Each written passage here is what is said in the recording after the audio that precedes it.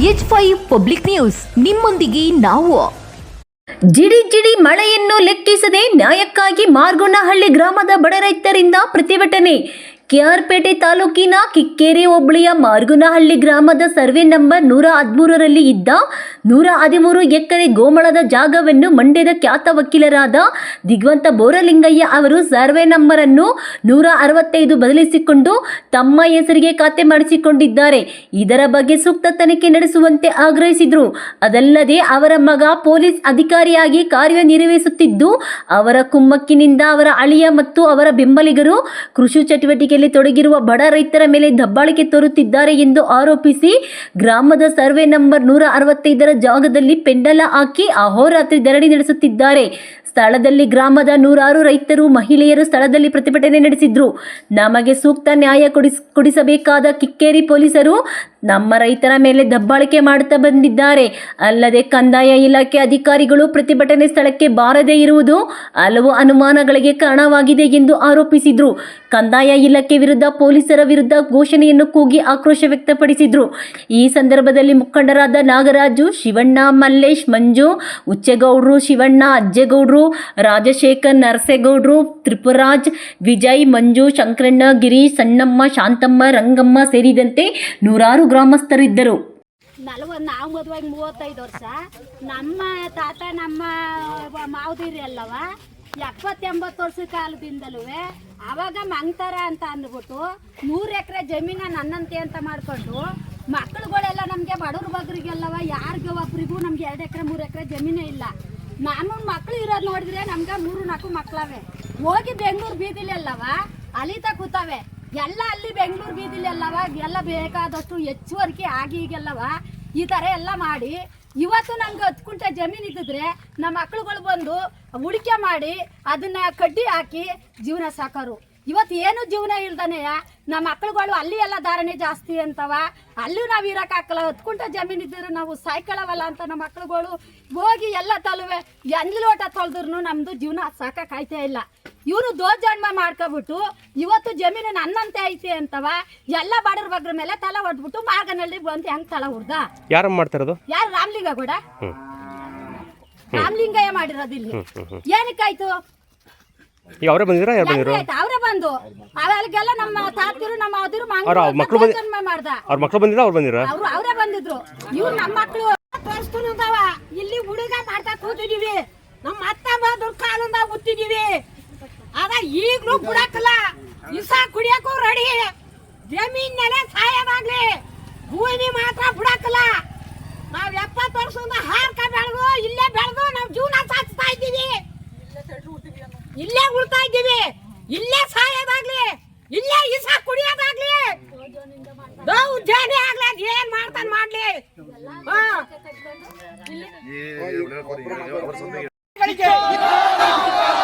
ನ್ಯಾಯ ಕೊಡಿಸದ ಕಿಕ್ಕೇರಿ ಪೊಲೀಸ್ ಅಧಿಕಾರಿಗಳಿಗೆ,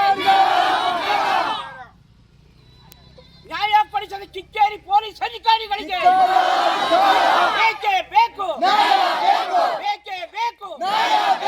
ನ್ಯಾಯಕ್ಕಾಗಿ ಹೋರಾಟ, ಯಾತಕ್ಕಾಗಿ ಹೋರಾಟ, ಯಾತಕ್ಕಾಗಿ ಹೋರಾಟ, ಎಲ್ಲಿಯ ತನಕ ಹೋರಾಟ, ಎಲ್ಲಿಯ ತನಕ ಹೋರಾಟ. ನಮ್ಮ ಭೂಮಿ ಗ್ರಾಮದಲ್ಲಿ ಇರ್ತಕ್ಕಂಥ ಸರ್ಕಾರಿ ಗೋಮಾಳವನ್ನು ಡಿ ರಾಮಲಿಂಗಯ್ಯನವರು ಅಕ್ರಮವಾಗಿ ಖಾತೆ ಮಾಡಿಸ್ಕೊಂಡಿದ್ರು. ಆ ಖಾತೆ ಮಾಡ್ಕೊಂಡಿರೋದನ್ನ ಅವರ ಮಗನಾದ ವಿವೇಕಾನಂದ ಅವರು ಪೊಲೀಸ್ ಇಲಾಖೆಯಲ್ಲಿ ಅಧಿಕಾರಿಯಾಗಿದ್ದು, ಅವರು ಇಲ್ಲಿಗೆ ಕಿಕ್ಕೇರಿ ಪೊಲೀಸ್ ಠಾಣೆಗೆ ಬಂದು ವರ್ಗಾವಣೆ ಆದ ನಂತರ ಇಲ್ಲಿ ಅಕ್ರಮವಾಗಿ ಪ್ರವೇಶ ಮಾಡಿ ಇಲ್ಲಿ ರೈತರು ಏನು ವ್ಯವಸಾಯವನ್ನು ಮಾಡ್ತಾಯಿದ್ರು ಆ ರೈತ ಕುಟುಂಬಗಳನ್ನು ಬೆದರಿಕೆ ಹಾಕಿ ಅವ್ರು ಮಾಡಿದಂಥ ಫಸಲನ್ನು ನಾಶ ಮಾಡಿ ಅವರು ಅಧಿಕಾರವನ್ನು ದುರ್ಬಳಕೆ ಮಾಡಿಕೊಂಡು ನಮ್ಮ ಏನು ಗ್ರಾಮದ ಜಮೀನಿದೆಯೋ ಆ ಜಮೀನನ್ನು ಉಳುಮೆ ಮಾಡತಕ್ಕಂಥ ರೈತರನ್ನ ಹೆದರಿಸಿ ಸುಳ್ಳು ಕೇಸುಗಳನ್ನು ಹಾಕಿ ಆ ಒಂದು ಭಯದ ವಾತಾವರಣವನ್ನು ಸೃಷ್ಟಿ ಮಾಡಿದ್ದಾರೆ. ಈ ಗ್ರಾಮದ ರೈತರಿಗೆ ಈ ಜೀವಭಯ ಇದೆ. ಆದ್ದರಿಂದ ಅವರ ಪೊಲೀಸ್ ಏನು ಇಲಾಖೆ ಇದೆ ಆ ಅಧಿಕಾರವನ್ನು ದುರ್ಬಳಕೆ ಮಾಡಿಕೊಂಡು ನಮ್ಮ ಭೂಮಿಯನ್ನು ಕಬಳಿಕೆ ಮಾಡಿರೋದು ಅಲ್ಲದೆ ರೈತ ವಿರೋಧಿ ಕೆಲಸವನ್ನು ಮಾಡ್ತಾ ಇದ್ದಾರೆ. ಆದ್ದರಿಂದ ಈ ಏನು ಕಂದಾಯ ಇಲಾಖೆ ಇದೆ ಕಾನೂನುಬದ್ಧವಾಗಿ ಮಾಡೋದ್ರ ಬದಲು ವಿವೇಕಾನಂದರವರ ದಬ್ಬಾಳಿಕೆಗೆ ಪ್ರೋತ್ಸಾಹವನ್ನು ಕೊಟ್ಟುಕೊಂಡು ಮತ್ತು ಪೊಲೀಸ್ ಇಲಾಖೆಯನ್ನು ತಮ್ಮ ಹಿಡಿತದಲ್ಲಿ ಇಟ್ಟುಕೊಂಡು ಏನು ನಮ್ಮ ರೈತರ ಹೋರಾಟವನ್ನು ಹತ್ತಿಕ್ತಾ ಇದ್ದಾರೆ. ಆದ್ದರಿಂದ ನಮ್ಮ ರೈತರ ಹೋರಾಟವನ್ನು ಮುಂದುವರಿಸ್ತಾ ಇದ್ದೀವಿ. ನ್ಯಾಯಕ್ಕಾಗಿ ನಾವು ಹೋರಾಟ ಮಾಡ್ತಾ ಇದ್ದೀವಿ. ನಾವು ಏನು ಕಂದಾಯ ಸಚಿವರಾಗಿದ್ದರು ಕೃಷ್ಣ ಬೈರೇಗೌಡರು, ಅವ್ರಿಗೂ ಸಹ ಮನವಿಯನ್ನು ಕೊಟ್ಟಿದ್ದೀವಿ. ಜಿಲ್ಲಾಧಿಕಾರಿಗಳು ಮತ್ತು ತಹಸೀಲ್ದಾರರು ಎಲ್ಲರಿಗೂ AC ಸಾಹೇಬ್ರಿಗೂ ಕೊಟ್ಟಿದ್ದೀವಿ. ಆದರೆ ಯಾವುದೇ ನ್ಯಾಯ ನಮಗೆ ಸಿಕ್ಕಿಲ್ಲ. ಆದ್ದರಿಂದ ನಮ್ಮ ಹೋರಾಟ ನ್ಯಾಯ ಸಿಗೋ ತನಕ ಹೋರಾಟವನ್ನು ಮಾಡ್ತೀವಿ. ಅದಕ್ಕಾಗಿ ಸರ್ಕಾರ ಈ ಕೂಡಲೇ ಏನು ಕಂದಾಯ ಸಚಿವರಿದ್ದಾರೋ ಕೂಡಲೇ ಈ ಜಮೀನಿಗೆ ಪ್ರವೇಶ ಮಾಡಿ ಏನು ಅನ್ಯಾಯ ನಡೆದಿದೆ ಸರ್ಕಾರವು ಸಹ ಇದರ ಬಗ್ಗೆ ಗಮನ ಹರಿಸಿ ಏನು ನಮ್ಮ ರೈತರಿಗೆ ಅನ್ಯಾಯ ಆಗಿದೆ, ರೈತ ಕುಟುಂಬಕ್ಕೆ ದೌರ್ಜನ್ಯ ನಡೀತಾ ಇದೆ, ಅದರ ಹೋರಾಟದ ಪರವಾಗಿ ಸರ್ಕಾರ ನಿಂತು ನಮಗೆ ನ್ಯಾಯವನ್ನು ಕೊಡಿಸ್ಕೊಡ್ಬೇಕು. ಇಲ್ಲದಿದ್ದರೆ ನಾವು ಏನು ನ್ಯಾಯ ಸಿಗುತ್ತೋ ಅಲ್ಲಿಯ ತನಕ ನಮ್ಮ ಹೋರಾಟ ನಿಲ್ಲದಿಲ್ಲ. ನಮ್ಮ ಭೂಮಿ ನಮ್ಮ ಹಕ್ಕು, ಆ ಒಂದು ನಿಯಮದಡಿ ನಮ್ಮ ಹೋರಾಟವನ್ನು ಮಾಡ್ತೀವಿ. ಯಾವುದೇ ಕಾರಣಕ್ಕೂ ನಮ್ಮ ಜಮೀನು ಸಿಗೋ ತನಕ ನಮ್ಮ ಹೋರಾಟವನ್ನು ನಿಲ್ಲಿಸೋದಿಲ್ಲ. ಬೇಕು ಬೇಕೇ ಬೇಕು, ಬೇಕೇ ಬೇಕು ಮಾರ್ಗೋನಹಳ್ಳಿ ರೈತರ ಹೋರಾಟಕ್ಕೆ, ಮಾರ್ಗೋನಹಳ್ಳಿ ಗ್ರಾಮದ ರೈತರ ಹೋರಾಟಕ್ಕೆ, ಮಾರ್ಗೋನಹಳ್ಳಿ ಗ್ರಾಮದ ರೈತರ ಹೋರಾಟಕ್ಕೆ ಏನೇ ಬರಲಿ ಏನೇ ಬರಲಿ ಬೇಕೇ ಬೇಕು, ಬೇಕೇ ಬೇಕು, ಬೇಕೇ ಬೇಕು. ರೈತ ವಿರೋಧಿ ಅಧಿಕಾರಿಗಳಿಗೆ, ಅಧಿಕಾರಿಗಳಿಗೆ, ಅಧಿಕಾರಿಗಳಿಗೆ ಉತ್ತಿದೀವಿ. ನಮ್ಮ ಜಮೀನು ಇದ್ರೊಳಗೂ 3 ಎಕರೆ ಜಮೀನು ಐತೆ. ನಮ್ಗೆ ಅದನ್ನು ಬಿಟ್ಕೊಟ್ಟಿಲ್ಲ. ಜಮೀನು ನಮ್ದು ಇದ್ರಲ್ಲೂ 3 ಎಕರೆ ಜಮೀನು ಐತೆ. ಅದನ್ನು ಬಿಟ್ಕೊಟ್ಟಿಲ್ಲ. ಇದು ಅಲ್ದಲ್ಲ ನಮ್ದೇ ನಮ್ಮ ಜಮೀನೇ ಸ್ವಂತ ಜಮೀನೇ ಐತೆ. ಅದ್ರೊಳಗೂ ಬಿಟ್ಕೊಡ್ದಯ್ಯ. ಇಲ್ಲಿ ಎಲ್ಲ ಸಾಲದು ಅಂತ ಇನ್ನು ಊರ್ ಮುಂದ್ಗಟ್ಲು ಬರೋಕೆ ಇನ್ನೆಷ್ಟು ಧೈರ್ಯ ಇರ್ಬೇಕು ಅವ್ರಿಗೆ? ಯಾರಮ್ಮ? ಯಾರು ಅಂದ್ರೆ ನಾಯರು ಯಾರಿಂದ ಬರ್ತಾರೆ ನಾಯರು. ಇಲ್ಲಿ ಅಲ್ಲ ಅಲ್ದಲ್ವೇ ನಾವು ಉತ್ತರ ತಗೊಂಡು 5 ಕುಂಟೆ 10 ಕುಂಟೆ ಉತ್ಕೊಂಡಿದೀವಿ. ಅಲ್ಲಿಗೂ ಬಂದು ಉತ್ಕೊಂಡಾರ ಎಲ್ಲಾನು.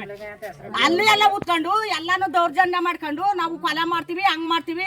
ಯಾರ ಹೆಂಗಸ್ರು ಇದ್ದಾಗ ನಾವು ಹೊಡೆದಾಕ್ತಿವಿ ಬಡ್ದಾಕ್ತಿವಿ ಅಂತ ಎಲ್ಲಾನು ದೌರ್ಜನ್ಯ ಮಾಡ್ಕೊಂಡು ಹಿಂಗೆಲ್ಲ ಮಾಡಿದ್ರೆ ಸಹ ನಾವು ಇರೋರು ಎಷ್ಟು ಜನ ಇದ್ದೀವಿ. ಅವ್ರು ಒಬ್ಬರು ಅಷ್ಟು ಜನ ಎಲ್ಲಾರು ಇವ್ರು ಕೊಲ್ಲಬೇಕಾದ್ರೆ ಇನ್ನೆಷ್ಟು ಧೈರ್ಯದಲ್ಲ ಅವ್ರವರು ಇನ್ನೆಷ್ಟು ತಾಕತ್ತಿರ್ಬೇಕು ಅವ್ರಿಗೆ. ನಮ್ಮ ಸತ್ನ ನಮಗೆ ಬಿಡಕ್ಕಲ್ಲ ಅಂತ ಕುತ್ಕೊಂಡ್ಮೇಲೆ ಇನ್ನೇನು ಮಾಡ್ಬೇಕು ಸರ್ ನಾವಿಲ್ಲಿ? ಏನಕ್ಕೆ ಇರ್ಬೇಕು ನಾವು ಊರೊಳಗೆ? ಇವ್ರೇನೋ ಒಂದು ಆದಾಯ ಮಾಡಿಕೊಟ್ಟಾರ ನಮ್ಮ ಊರಿಗೆ, ಒಂದು 10 ರೂಪಾಯಿ ಇವ್ರು ಏನಾರ ಒಂದು ದೇವಸ್ಥಾನಕ್ಕೆ ಕೊಟ್ಟಾರ. ಯಾಕೆ ಕೊಟ್ಟಾರ ಇವ್ರು? ಏನಕ್ಕೆ ಕೊಟ್ಟಾರ ಇವರು? ಏನಕ್ಕೂ ಕೊಡಕ್ಕಲ್ಲ. ನಾವು ಜಮೀನು ಬಿಡೋಗಂಟ ಜಾಗ ಬಿಟ್ಟು ಕದ್ಲಕ್ಕಲ್ಲ ಅಷ್ಟೇ. ನಮ್ದು ಇರೋದನ್ನ 10 ಕುಂಟೆ ಉತ್ಕೊಂಡಿದೀವಿ. ಅದಕ್ಕೂ ಬಂದು ತಂತಿ ಬೇಲಿ ಹಾಕಬೇಕಾದ್ರೆ ನಾವು ಎಲ್ಲಿಗೆ ಹೋಗ್ಬೇಕು ಊರವರು? ಎಲ್ಲಿಗೆ ಹೋಗ್ಬೇಕು ಸರ್ ನಾವು ಊರವರು? ನಾವು ಯಾವ್ದು ಇಲ್ಲ ಸರ್. ನಮ್ಮನೆಯ ನನಗೆ 10 ಕುಂಟೆ ಜಮೀನು ಇಲ್ಲ. ಅದು ಹೊತ್ಕೊಂಡಿದೀವಿ 10 ಕುಂಟೆಯ. ಅದು ಎಲ್ಲಾನು ಬಾಚ್ಕತಾರಲ್ಲ ಅರ್ಥ ಬಕಡಿಗಳವರು ಹಂಗಿಲ್ಲ ಅಂತ ಎಲ್ಲ ಉತ್ಕೊಂಡು ಎಲ್ಲ ನಮ್ಗೆಲ್ಲ ಮಾಡಿ ಅವ್ರಿಗೆಲ್ಲ ಮಂಗ್ರಿಗೆಲ್ಲ ಈ ತರ ಮಾಡಿ ಎಲ್ಲರಿಗೂ ಹಿಂಗ್ ಉತ್ಕೊಂಡು ಹಿಂಗ್ ಮಾಡಿದಾರೆ ಸರ್. ಈಗ ನಾವ್ ಎಲ್ಲಿ ಹೋಗೋದು? 2 ಮಕ್ಳು ಕರ್ಕೊಂಡು ಅವ್ರಿಗೆ ಎಲ್ಲ ಇಲ್ಲಿ ನಮಗೆ ಜೀವನ ಸಾಕಕ್ಕೆ ಯಾತ್ರಲ್ಲೂ ನಮ್ಗೆ ಆಯ್ತೇ ಇಲ್ಲ. ಬೆಂಗಳೂರಲ್ಲೂ ಮಾಡಕ್ಕೆ ನಮ್ಮ ಮಕ್ಳುಗಳಿಗೆ ಎಲ್ಲ ಜಾಸ್ತಿ ಅಂತ ಅವ್ರಿಗೂ ಅಲ್ಲಿ ಹೊಟ್ಟೆ ಜೀವನ ಸಾಕಕ್ಕೆ ಆಯ್ತೇ ಇಲ್ಲ. ನಾವ್ ಎಲ್ಲಿಂದ ಹೋಗಿ ಕಾಲ ಮಾಡ ಸರ್? ಇವ್ರಿಗೆ ಹೆಂಗ್ ಬರ್ತದೆ ಸರ್? 95, 130 ಎಕರೆ ಜಮೀನು ಇವ್ರಿಗೆ ಹೆಂಗ್ ಆಯ್ತದ ಸರ್? ಇವ್ರಿಗೆ ಒಟ್ಟಿಗೆ ಏನೋ ಒಂದು ಮನ್ಸಿಗೆ ಒಂದು 20-30 ಎಕರೆ ಇರ್ಬೋದು. ಇವತ್ತು ಇಲ್ಲಿಗೆ ನಮ್ಮ ಜಮೀನು ಅಲ್ಕಟ್ಟಿಗೆ ಬಂದು ಇವ್ರಿಗೆ ಹೆಂಗೆ ನಮಗೆ ಹಿಂಗೆ ಮೋಸ ಮಾಡಿದ್ರು ಸರ್? ಈ ಥರ ಮೋಸ ಅಂತ ಅಂದರೆ ನಾವು ಎಲ್ಲಿಗೆ ಹೋಗೋದು? ಎಲ್ಲ ಪ್ರತಿ ಒಬ್ರಿಗೂ ನಮ್ಗೆ 10 ಕುಂಟನೂ ಜಮೀನಿಲ್ಲ. ಇರೋ ಅಂಥವ್ರಿಗೆ 1 ಎಕರೆ 10 ಕುಂಟೆ 20 ಕುಂಟೆ ಇಷ್ಟ ಐತೆ. ನಮ್ಮಂಥವ್ರಿಗೆ ಇಲ್ಬೇಕೇ ಇಲ್ಲ.